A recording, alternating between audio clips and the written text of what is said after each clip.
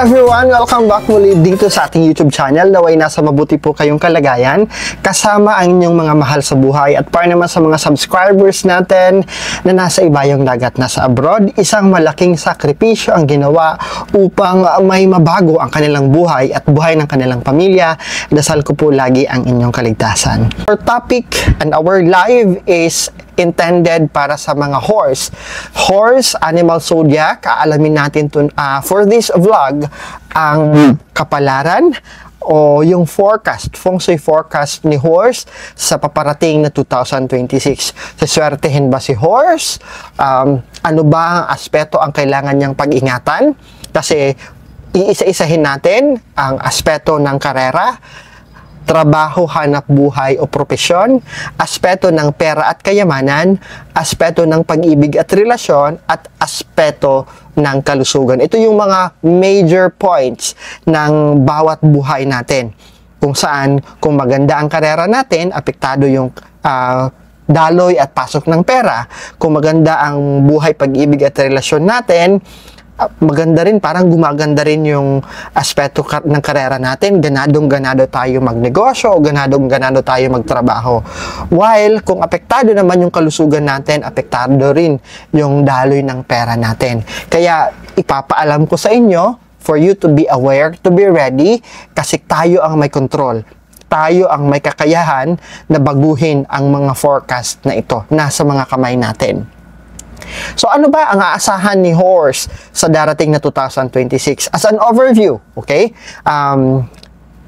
Expect na may mga ups and downs horse sa darating na 2026. Lalong-lalo na sa aspeto ng kalusugan. Bigyan tuon na or bigyang pansin ang pagmamaneho ninyo. For those horse na nagmamaneho, I don't advise and I won't advise na kayo ang magmamaneho in the year 2026. Kung may kakayanan kayo na mag-hire to somebody else na mag-drive para sa inyo, mas better or better na mag-commute na lang kayo, because you will be really prone sa disgrasya sa 2026, sa kalsada na disgrasya, okay? Apektado din po horse ang iyong immune system. Kaya naman, bago magtapos ang 2025, mas patatagin at mas palakasin ang iyong immune system. In terms of your career, na magkakaroon ng problema sa trabaho dahil sa mga kasama ninyo sa trabaho, maging mapanuri sa mga taong bibigyan at babahaginan nyo ng sekreto o ng mga nalalaman ninyo. At the same time, be good, maging maganda ang pakikitungo, mapa-boss mo man ito, ka-level mo man sa posisyon, o yung nasa mababang posisyon man sa loob ng kumpanya, dapat maging maganda ang pakikitungo mo sa kanila. Dahil at the end of the day, sila rin po ang makakatulong sa inyo kung may haharap kayo ng mga pagsubok o problema sa aspeto ng trabaho ninyo. Good news, dahil hindi naman kayo pababayaan ng cosmic at universe pagdating sa pera at kayamanan. May mga good news, may mga opportunities na palaguhin ang iyong aspeto ng pera at kayamanan sa 2026. You will be having a chance for those na nasa marunong at nagsusugal. But I don't advise na maging I don't advise and I do not patronize. Hindi ko ibig sabihin na kailangan yung magsugal. But for those na sumusugal, going into lottery, nagkakasino, may nakikita tayo. Hindi naman buong taon pero may nakikita tayo na pagkapanalo on an aspect of a lottery or raffle, or makakatanggap kayo ng bonus. Sa aspeto ng pag-ibig at relasyon, kailangan niyo horse pagtuunan ng pansin na bigyang solusyon sa pamamagitan ng pakikipag-usap sa iyong kapareha. By the time na darating o kukumprontahin kayo ng problema bilang mag-asawa, mas mainam na pag-usapan ninyo ito agad para hindi lumala at hindi lumaki ang problema. Ikaw ay napapabilang sa Year of the Horse kung ikaw ay pinanganak sa taong 1918 1930, 1942, 1954, 1966, 1978, 1990, 2002, 2014, and ang darating na 2026. Yes, you heard it right, 2026 or ang darating na 2026 is the year of the fire horse. Hindi ibig sabihin na year mo yan, all aspects and all facets of life ay swerteng-swerte ka. Tingnan natin tingnan natin sa mga ipinanganak sa year of the horse kung aling aspeto ng iyong buhay ang dapat pangalagaan, ang dapat bigyan ng pansin at dapat pagtuunan. Alin naman ang aspeto ng iyong buhay ang talagang kailangan pagtrabahuan ninyo. Simulan natin sa aspeto ng karera ng mga horse. Nakikita nyo on the screen, out of perfect 5-star, 3 stars ang meron ang mga horse sa aspeto ng karera, propesyon o hanap buhay. You might be encountering a bottleneck sa aspeto ng karera sa 2026. Ibig sabihin, may mga pagsubok kayong haharapin sa aspeto ng inyong buhay, karera, propesyon o hanap buhay. Madali kayong makahanap ng away at gulo sa aspeto ng inyong trabaho.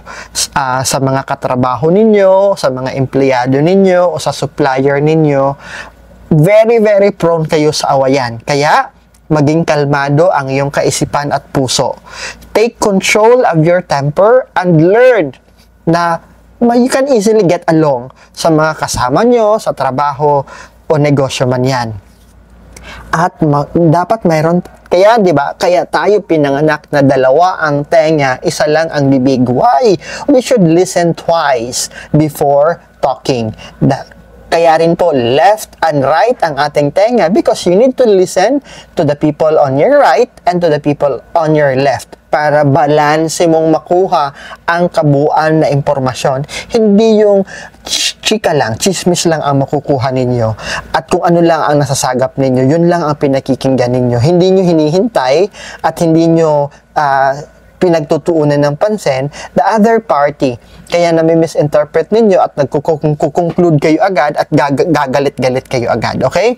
2026 horse, mas mainam that you take action more and you speak less. You listen more and you speak less. Makinig ng mas maraming panahon, makinig and give time to listen rather than talking. Iwasan nyo yan. You will feel much pressure dahil may mga bago kayong makakasama sa trabaho. May mga bagong grupo or team na ipaparis sa inyo na feel ninyo intimidated kayo kasi mas bata, mas magaling, mas matalino sa inyo.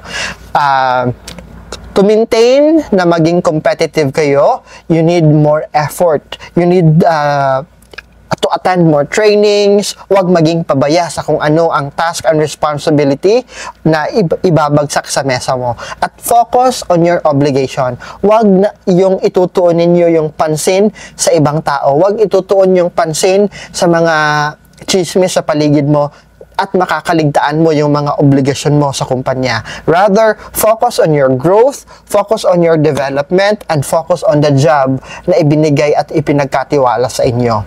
On this basis na sinabi ko, may mga advice, may mga payo na galing sa mga taong concerned sa inyo na dapat you need to take it constructively, hindi negatively. May mga magbibigay sa inyo ng payo, ang unang tingin mo ay parang nanlalait sila o naglo-look down sa inyo. Hindi po. Ang mga taong magbibigay sa inyo ng payo na kung ano ang dapat nyong gawin ay concerned sa inyo. This will show na mas magaling ka, mas maganda sana ang output mo kung ito yung ginawa mo. These are your superior, these are your good friends na tutulong sa inyo na maresolba ang mga problema sa aspeto ng iyong karera. At kung makikinig ka sa kanila, sa kanilang mga payo at gagawin mo yung mga payong sasabihin nila, asahan nyo po that you will be promoted o aangat ka sa estado ng posisyon mo sa trabaho o sa opisina ninyo. Sa aspeto ng pera at kayamanan naman, out of 5 stars, mayroong tatlong bituin ang naka-align sa mga horse ngayong 2026. Magiging matatag so far ang iyong karera at ito'y apektado yung pagpasok ng pera at kayamanan ninyo.